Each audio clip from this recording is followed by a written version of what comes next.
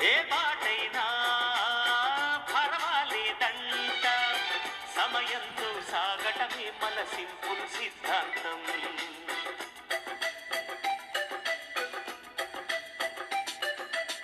చిరుగాలికి పరిమళమిచ్చే సిరిమల్లెల వనమై ఉందాం. గగనాన్ని నేలను కలిపి హరివిల్లుల వంతెన అవుదా. ఆనందం అంటే అర్థం మనమందా. ప్రతి పూట పాటై సాగే హుషారు సరిగమలో ఎన్నో ఎన్నో రాగాలుండే సంగీతం.